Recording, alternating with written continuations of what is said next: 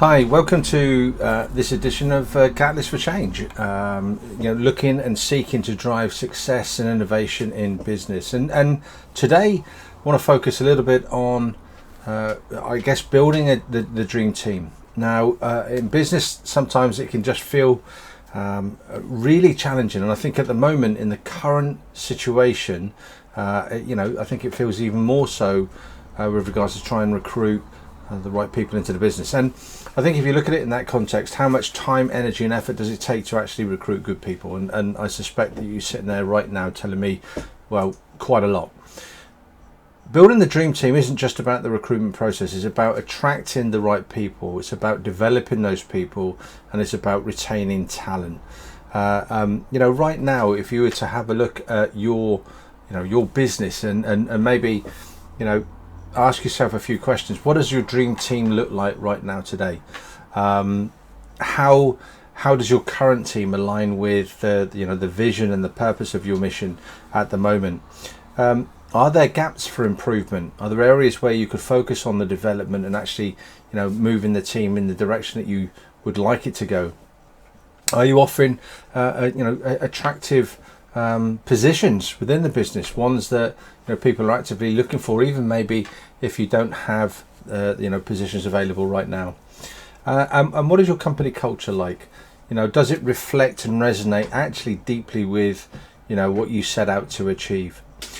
In this article, I want to share with you really what it takes to actually go about and build a dream team. Now, myself personally, having worked in teams and worked for teams over, certainly throughout the whole of my military career, and then over the last decade, the teams that I've worked with in terms of performance enhancing to create that dream team environment, I can tell you with some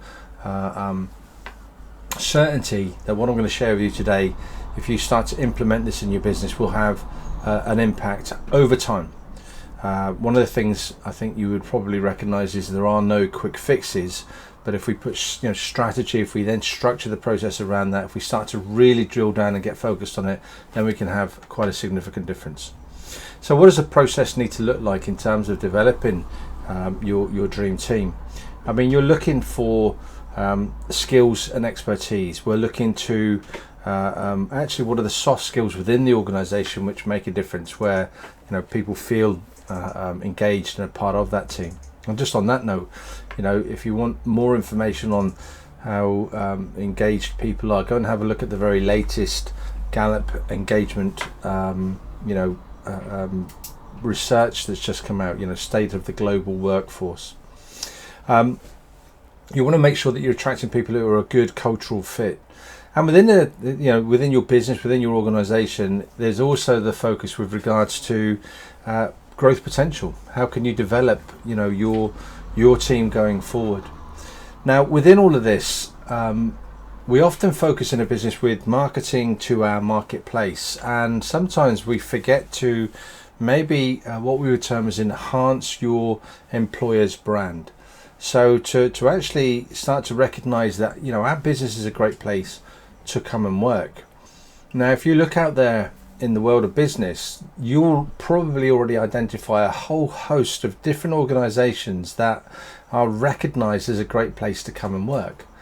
The obvious one is going to be something like Apple or Google, and people, line up at the door when there are opportunities to go and work in those places, and that's achievable in commensurative levels to your organization. So one of the first steps is to define your employer's value proposition, and then utilize it throughout the whole of your digital footprint. Make sure that it's very clear on your website. Have team testimonials. Have your team present videos on the history and the values and the culture of the organization to actually demonstrate firsthand that level of engagement within your organization. Leading on from that, it's then what is the process, and I've got the detail within the article, but in the very simplest terms, it's kind of like If you want to recruit the best people, then you've got a system and a process, and we've got a 6 steps system that you can have a look at, which just creates structure. But it means that you've got something, a handrail from which you can then start to go out to what is effectively the employer's marketplace, where you can look for good people. And if within that system you become attractive, if within that system your marketing stands out in a very, very loud and cluttered environment, then you'll start to bring the right people on. And I encourage you to go and have a look at the article with regards to the finer details there. The other point to recognise is, once you get good people, how do you then bring them into the organisation? Now, I often speak with a lot of my clients, and often we recruit just in time. Whereas actually, what is the process of bringing somebody on board, when they join your business? And, what's the expectation? Do you expect them in 24 hours to then be hitting the ground running? Or is there actually a process which takes them through, joining the team, building a welcome package for them so that they really feel engaged and a part of the team, introducing them to the culture, looking at setting step by step and staged expectations of their growth. And predominantly, if you think about this, when we look at the whole recruiting process through to bringing somebody on board, you're probably looking around about 3 months, 90 days before they actually hit the ground running. Now, if you then look at that in the context of, I suspect your recruiting is just in time, and then the frustration begins because they're not doing the job quick enough, you'll probably start to see why.